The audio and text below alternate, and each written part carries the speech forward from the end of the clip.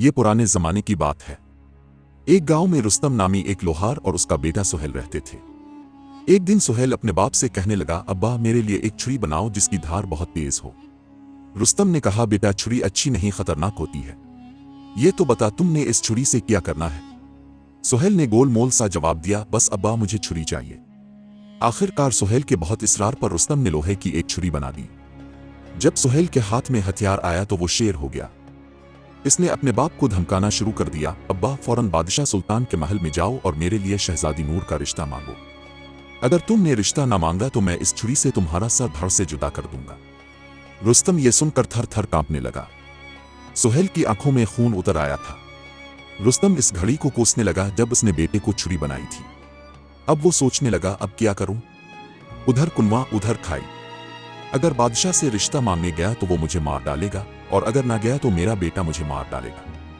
काफी सोच विचार के बाद इसने फैसला किया कि गुमनामी की मौत मरने से बेहतर है कि बादशाह के हाथों इज्जत से मशहूर होकर मर जाऊं। एक दिन रुस्तम हिम्मत करके बादशाह सुल्तान के पास पहुंचा और उससे अपने बेटे के लिए शहजादी नूर का रिश्ता मांगा।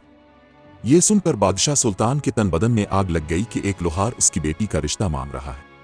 दिल तो चाहा कि फौरन जल्लाद को हुक्म देकर उसका सर काट दूं, लेकिन मुशीर खान जरा समझदार था। इसने बादशाह के कान में सरगोशी की, महाराज इसे मार दिया तो बेवजह हंसी का बाइस बनेगा, लोग बात का बतंगड़ बना देंगे। अक्लमंदी यही है कि इसे कोई ऐसी शर्त दें कि वो सारी उम्र उसका जवाब ना ढूंढ सके।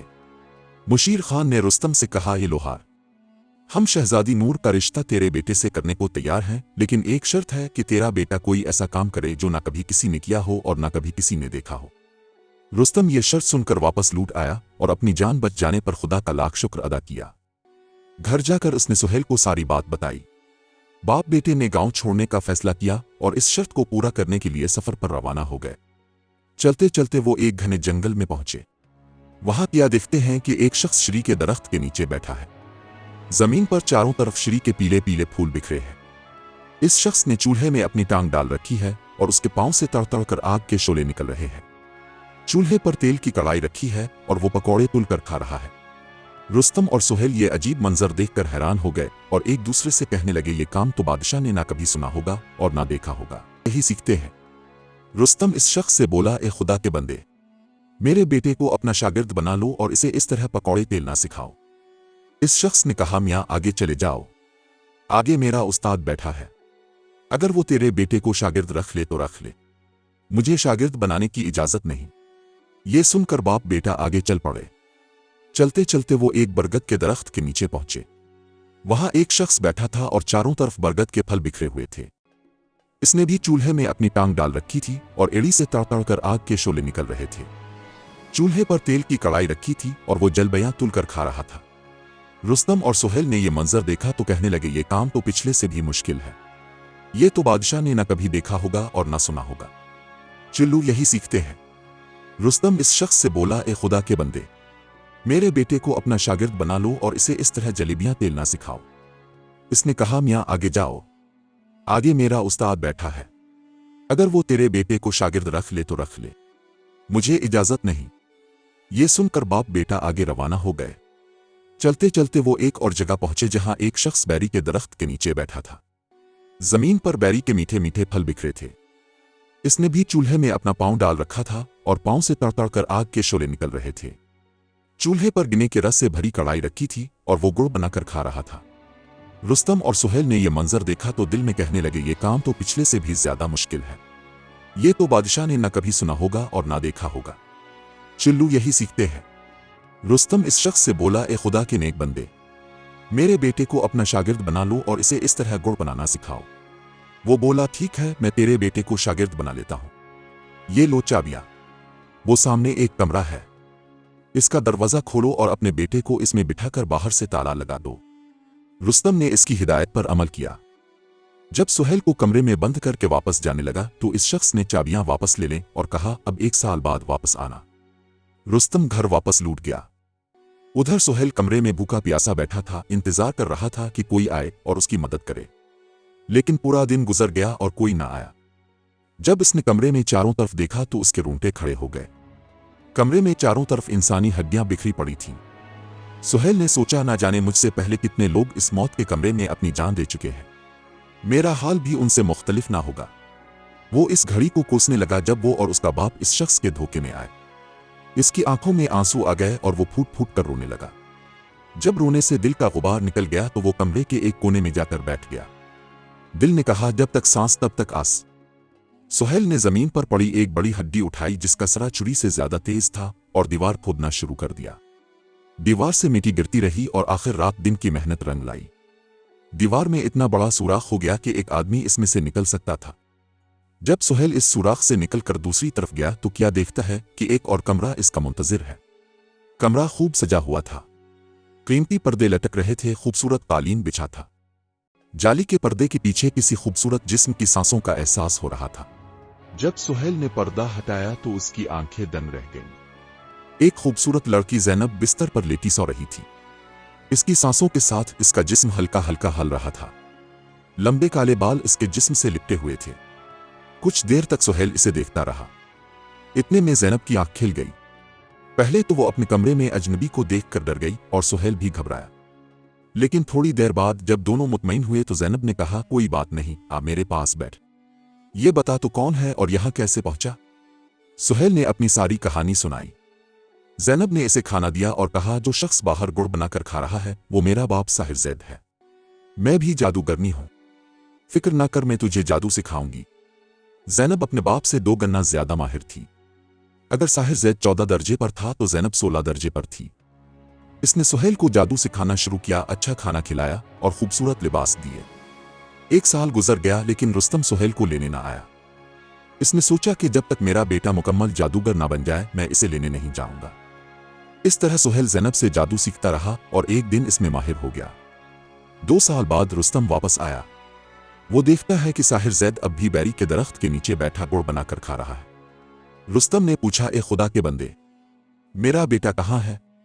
2 साल पहले मैं इसे तेरी शागिर्दी में छोड़ कर गया था। साहिर ज़ैद बोला, मैं तो 2 साल से यहीं बैठा गुड़ बनाकर खा रहा हूं। ना मुझे फुर्सत मिली और ना मैंने वहां जाकर देखा। ये लो चाबियां, जाकर अपने बेटे को देख ले। रुस्तम के चेहरे पर हवाइयां उड़ने लगे। वो सोचने लगा कि 2 साल बाद शायद इसे सुहेल की हड्डियां ही मिले। साहिर ज़ैद को दिल में गालियां देता हुआ वो कमरे की तरफ दौड़ा और ताला खोला। ज़ैनब ने चाबी की आवाज सुनी तो सुहेल से कहा, अगर मेरा बाप है तो हमें मार डालेगा और अगर तेरा बाप है तो हम बच जाएंगे। रुस्तम कमरा खोलकर अंदर गया तो कमरा खाली था। सुराख से गुजरकर दूसरे कमरे में पहुंचा तो देखता है कि ज़ैनब और सुहेल बैठे हैं। अपने बेटे को जिंदा देखकर रुस्तम की जान में जान आई। इसने सुहेल को सीने से लगाया और खुदा का शुक्र अदा किया। सुहेल ने ज़ैनब का तारुफ करवाया। जब रुस्तम को सारी हकीकत पता चली तो वो कांप उठा। इसने ज़ैनब का शुक्रिया अदा किया कि इसने सुहेल की जान बचाई। ज़ैनब ने कहा, अब तुम दोनों के बचने की सिर्फ एक उम्मीद है। रुस्तम, तुम रोते पीटते साहिर ज़ैद के पास जाओ और कहो कि मेरा बेटा भूख प्यास से मर गया। तुमने इसे बाहर निकाला ही नहीं। कम अज कम उसकी हड्डियां किसी कपड़े में बांध कर ले जाने की इजाजत दो, मैं इसे दफन कर सकूं। रुस्तम ने वैसा ही किया। साहिर ज़ैद बोला, हाँ हाँ, हड्डियां ले जा, मुझे उनका क्या करना। इसने एक बड़ी चादर भी दे दी। रुस्तम कमरे में आया और ज़ैनब की हिदायत पर सुहेल को चादर में छुपाकर कंधे पर उठाकर बाहर निकला। ज़ैनब ने कहा, एक बात याद रखो, मैंने सुहेल को जो जादू सिखाया है इसके जरिए रास्ते में कमाई शुरू ना करना। अगर तुमने रास्ते में अमीर होना शुरू किया तो मेरे बाप को पता चल जाएगा और वो तुम दोनों को नहीं छोड़ेगा। रुस्तम ने ज़ैनब से कहा, बेटी तो भी हमारे साथ चल, इस जालिम बाप से निजात हासिल कर। लेकिन ज़ैनब ना मानी और बोली, इस तरह हम तीनों पकड़े जाएंगे। मेरा जीना मरना अब यही है। रुस्तम ने सुहेल को चादर में लपेटकर बाहर निकला और चाबियों का गुच्छा साहिर ज़ैद की तरफ फेंक दिया जो अब भी गुड़ बनाकर खा रहा था। साहिर ज़ैद ने ज्यादा तवज्जो ना दी और अपने काम में मसरूफ हो गया। जब रुस्तम साहिर ज़ैद से बहुत दूर निकल आया तो उसने सुहेल को चादर से निकाला। दोनों ने खुदा का शुक्र अदा किया कि उनकी जान बच गई। फिर वो सफर पर रवाना हो गए। चलते चलते वो जंगल से निकलकर हरे भरे खेतों में पहुंचे। एक जगह उन्होंने देखा कि एक रहत चल रहा है, बैल घूम रहा है और कुएं से पानी निकल रहा है। पास ही एक जमींदार खड़ा था। सुहेल ने रुस्तम से कहा, अब्बा मैं तुम्हें एक जादू दिखाता हूं। मैं मंत्र पढ़कर बैल बन जाऊंगा। तुम मुझे जमींदार को बीच देना लेकिन मेरी रस्सी उतार लेना। सुहेल ने मंत्र पढ़ा और बैल बन गया। रुस्तम उसे लेकर जमींदार के पास पहुंचा। जमींदार ने कहा, बाबा क्या ये बैल बेचना है? रुस्तम ने कहा, हाँ 50 रुपए में। जमींदार ने बैल को रहत में जोड़ा तो वो खूब पानी निकालने लगा। जमींदार राजी हो गया और 50 रुपए देकर बैल खरीद लिया। रुस्तम ने रस्सी उतार ली। जब रुस्तम काफी दूर निकल गया तो सुहेल बैल से लड़का बन गया और भागकर उसके पास पहुंच गया। जमींदार डंडा लेकर दौड़ता हुआ आया और बोला, बाबा मेरा बैल कहाँ गया? रुस्तम ने कहा, मैंने तो अभी तुम्हें बैल दिया था। जमींदार वापस लूट गया। इसे क्या पता कि रुस्तम के साथ जो लड़का है वही इसका बैल था। लेकिन सुहेल ने ज़ैनब की हिदायत पर अमल न किया और रास्ते में कमाई शुरू कर दी। साहिर जैद को पता चल गया कि सुहेल जिंदा है और उसकी बेटी ने इसे जादू सिखा दिया। साहिर जैद ने बूढ़े शख्स का भेष धारा और उनसे पहले जाकर रास्ते में बैठ गया। सुहेल ने लालच किया और कहा, अब्बा इस बार मैं ऊंट बनता हूं, तुम 9 रुपए मांगना और नकेल ना देना। सुहेल मंत्र पढ़कर ऊंट बन गया। रुस्तम इसे लेकर साहिर जैद के पास पहुंचा जो फकीर बनकर बैठा था। फकीर ने कहा, बाबा क्या ऊंट बेचना है? रुस्तम ने कहा, हाँ 9 रुपए में। फकीर ने 9 रुपए दिए, लेकिन नकेल देने पर झगड़ा हो गया। फकीर बोला, मैंने पूरी कीमत दी, नकेल भी लूंगा। लोग जमा हो गए और रुस्तम को झूठा कहा। रुस्तम को मजबूरन नकेल देना पड़ा। साहिर जैद खुशी से उछलने लगा क्योंकि नकेल के साथ सुहेल इसके कब्जे में था। लेकिन सुहेल अब आम लड़का नहीं था। इसने मंत्र पढ़ा और कबूतर बनकर उड़ गया। साहिर जैद ने बाज़न कर उसका पीछा किया। सुहेल ने नीचे देखा कि कुछ औरतें तालाब से मिट्टी निकाल रही हैं। इसने मंत्र पढ़कर मेंढक बनकर तालाब में छलांग लगाई। साहिर जैद बगला बनकर मेंढक को ढूंढने लगा। एक लड़की मिट्टी निकाल रही थी। सुहेल ने मंत्र पढ़ा और छल्ला बनकर उसकी उंगली में चला गया। साहिर जैद फकीर बनकर इस लड़की के घर पहुंचा और छल्ला मांगा। लड़की की मां ने इसे डांटा और छल्ला फेंकने को कहा। जैसे ही लड़की ने छल्ला फेंका, सुहेल कबूतर बनकर उड़ गया और साहिर जैद बाजार बनकर उसके पीछे लग गया। आखिर वो बादशाह सुल्तान के महल के ऊपर पहुंचे। सुहेल कबूतर से सोने की तार बनकर बादशाह के ताज में जा गिरा। साहिर जैद फकीर बनकर बादशाह से तार मांगने लगा। जैसे ही बादशाह ने ताज में हाथ डाला, सुहेल तिस्बी बनकर टूट गया और जमीन पर बखर गया। साहिर जैद मुर्गा बनकर इसे चुभने लगा। सुहेल मोतियों से बली बनकर मुर्गे पर झपटा और इसे मार डाला। बादशाह ये सब देखकर हैरान था। सुहेल अपनी असल हालत में वापस आया और बादशाह के सामने आदाब बजा लाया। बादशाह ने पूछा, ये सब क्या माजरा है? सुहेल ने कहा, महाराज क्या आपने ये सब पहले कभी देखा सुना? बादशाह ने कहा, नहीं कभी नहीं। सुहेल ने कहा, अब अपना वदा याद कीजिए। मैं वही लोहार का बेटा हूं। मैंने आपकी शर्त पूरी कर दी। अब मुझे शहजादी नूर का रिश्ता दें। बादशाह के पास कोई चारा ना था। इसने शहजादी नूर का रिश्ता सुहेल को दे दिया। चंद दिन बाद रुस्तम अपने बेटे को घोड़ी पर सजाकर बारात लेकर महल आया। धूमधाम से शादी हुई। चूंकि बादशाह का कोई बेटा ना था, इसने सुहेल को अपना वली अहद बना लिया। चंद साल बाद बादशाह की मौत के बाद सुहेल तख्त पर बैठा और इज्जत और शान से हुकूमत करने लगा। प्यारे दोस्तों, उम्मीद है कि यह कहानी आपको पसंद आई होगी। अगर पसंद आई तो अपनी राय जरूर दें। हमारे चैनल को सब्सक्राइब करें। कहानी सुनने का बहुत बहुत शुक्रिया।